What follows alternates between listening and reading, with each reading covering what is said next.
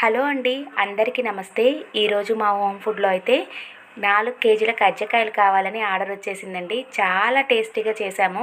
చాలా పర్ఫెక్ట్గా కూడా కుదిరాయి. అయితే కజ్జికాయలు చేసినప్పుడు పైన మెత్తగా వస్తూ ఉంటాయి అండ్ లేదంటే లోపల పిండి అంతా బయటకు వచ్చి నూనె అంతా పాడైపోతుంది కదా. అలా కాకుండా పర్ఫెక్ట్గా ఎలా తయారు చేసుకోవాలో ఈ వీడియోలో మీకు సింపుల్గా చూపిస్తానండి. పక్కా కొలతలతోటి చక్కగా ఇలా చేశారంటే ఎంతో టేస్టీ అయిన కజ్జికాయలు మీరు కూడా చేసుకోవచ్చు. అయితే పైన ఎంతో క్రిస్పీగా, లోపల కూడా సూపర్ టేస్టీగా అండ్ దాని తర్వాత ఇందులో పెట్టిన పదార్థం మన డ్రై ఫ్రూట్స్ లడ్డు కంటే చాలా హెల్తీ అండి. అందుకని మీరు కూడా చక్కగా తయారు చేసుకోవచ్చు. మరి ఇంకా ఎలా తయారు చేయాలి, ప్రాసెస్ పక్కా కొలతలతో ఈ వీడియోలో చూపిస్తాను. కజ్జికాయలని ఒకటే ఉంటుంది కానండి, లోపల స్టఫింగ్ అనేది చాలా రకాలు ఉంటుంది. కొంతమంది బొంబాయి రవ్వ, కొబ్బరి, పంచదారతో చేస్తారు. కొంతమంది అచ్చం పల్లీలతో చేస్తారు. కానీ ఈరోజు మేము మా హోమ్ ఫుడ్లో మిక్స్డ్ ఇంగ్రీడియంట్స్ తోటి చేస్తున్నాము. ముందైతే 1 కేజీ పల్లీలు తీసుకొని లైట్ దూరగా వేయించుకున్నామండి. ఎక్కువ వేయించేసుకుంటాం అనుకోండి, మళ్ళీ నూనెలో వేసినప్పుడు అది వేగుతుంది కదా, కొంచెం టేస్ట్ అనేది ఎగుటుగా అనిపిస్తుంది. అందుకే కొంచెం తక్కువ వేయించుకుంటే సరిపోతుంది. ఇంకా అలా వేయించుకున్న పల్లీలని చాటలో పోసి చల్లారబెట్టేసుకున్న తర్వాత లైట్గా పొట్టు అయితే తీసుకుంటున్నామండి. పొట్టులో కూడా బలం ఉంటుంది కాబట్టి లైట్గా తీస్తున్నాము. అండ్ నెక్స్ట్ వచ్చేసి 1/2 కేజీ నువ్వులు తీసుకొని వీటిని కూడా కొంచెం నీళ్లు చిలకరించుకుంటూ దూరగా వేయించుకోవాలండి. నల్లగా కాకుండా లో ఫ్లేమ్లో పెట్టేసుకొని కలుపుకుంటూ మంచిగా గోల్డ్ కలర్ వచ్చేంత వరకు వేయించుకోవాలి. ఇంక ఇప్పుడు వేయించుకుని పక్కన పెట్టేసుకున్న పల్లీలు ఉన్నాయి కదండి, వాటిని అన్నిటిని మిక్సీలో పెట్టేసుకొని కొంచెం బరకగా అయితే మిక్సీ పట్టేస్తున్నాము. అండ్ నెక్స్ట్ వచ్చేసి కొబ్బరి 1/4 కేజీ అయితే తీసుకున్నామండి. కొబ్బరి వేస్తే కూడా చాలా టేస్టీగా ఉంటుంది అండ్ హెల్త్ బెనిఫిట్స్ కూడా చాలా ఉంటాయి కదా, అందుకని కొబ్బరిని కూడా 1/4 కేజీ అయితే యాడ్ చేసుకుంటున్నాము. అండ్ నెక్స్ట్ వచ్చేసి పుట్నాలండి, వీటిని కూడా 1/2 కేజీ అయితే తీసుకుంటున్నాము. ఇవి వేయించవసరం లేదండి, పచ్చివే మిక్సీ పట్టేసుకోవడమే. ఇలా ఒకదాని తర్వాత ఒకటి పల్లీలు, తర్వాత వేయించుకున్న నువ్వులు అండ్ నెక్స్ట్ వచ్చేసి పుట్నాలు, ఇవన్నీ కూడా ఒకదాని తర్వాత ఒకటి లైట్ బరకగా ఉండేటట్టు మిక్సీ అయితే పట్టుకుంటున్నామండి. ఈ పుట్నాలు వేయడం వల్ల పల్లీలు, నువ్వులు, కొబ్బరి ఇవన్నీ కూడా కొంచెం ఆయిల్తో ఉంటాయి కదండి, ముద్ద అవుతూ ఉంటుంది. అందుకని చెప్పేసి పుట్నాలు వేస్తే చాలా పొడి పొడిగా మంచిగా వస్తుంది. అండ్ కొబ్బరి దాంట్లోనే ఒక 5-6 ఇలాచీలు కూడా వేసి మిక్సీ పట్టేసుకున్నాం. ఇవన్నీ ఒకదాని తర్వాత ఒకటి మిక్సీ పట్టేసుకున్న తర్వాత దీంట్లో స్వీట్నెస్ కోసం బెల్లం యాడ్ చేస్తున్నామండి. షుగర్ కూడా యాడ్ చేస్తారు, బట్ మేమైతే హెల్దీ కదా బెల్లమే యాడ్ చేస్తున్నాం. ఇది అయితే ఆర్గానిక్ బెల్లం అండి. కేజీ వచ్చేసి 85 ఏమో పడింది. దాన్ని ఇలా ముద్ద బెల్లం లాగా ఉంది. ఈ ఆర్గానిక్ బెల్లం తీసేసుకొని ఇలా తురిమే దాంతో మెత్తగా తురుముకున్నాము. కొంచెం మిక్సీలో వేస్తే ఇలా జారుగా అయిపోయింది, అందుకే తురిమేసాము. ఇప్పుడు ఇదంతా కూడా మిక్స్ అయ్యేటట్టు మంచిగా ఇలా కలుపుకోవాలి.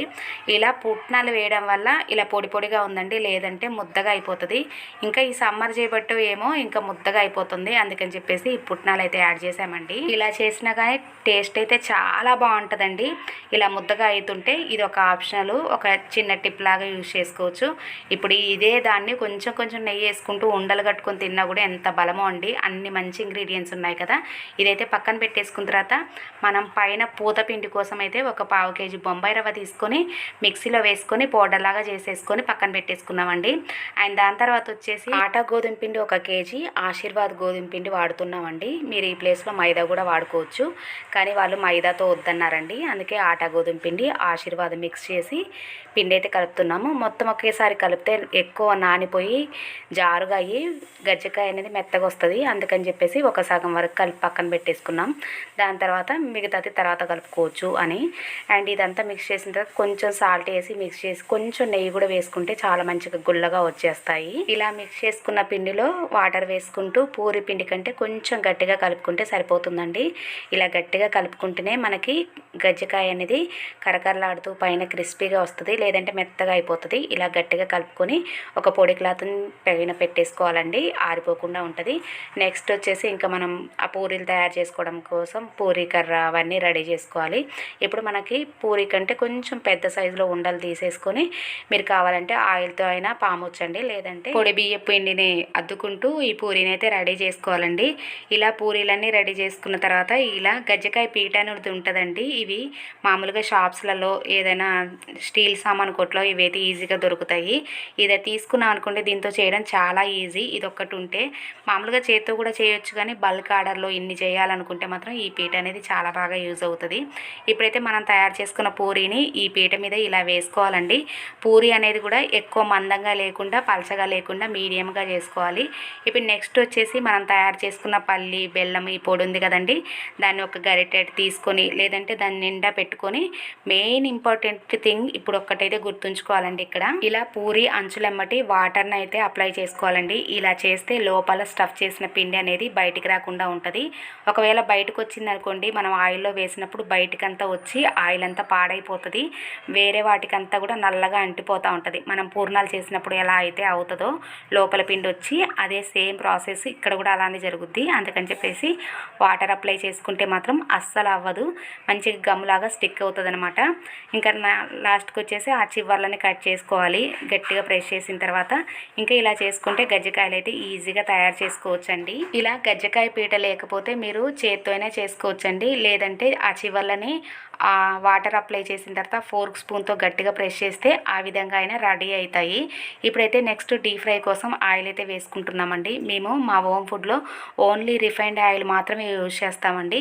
కొంతమంది రైస్ బ్రాండ్ ఆయిల్తో కూడా చేయమంటే వాళ్ళకు కూడా అలా కూడా చేసిస్తున్నామండి. ఇక్కడైతే మేము రిఫైన్డ్ ఆయిల్ మాత్రమే యూజ్ చేస్తూ ఉన్నాము.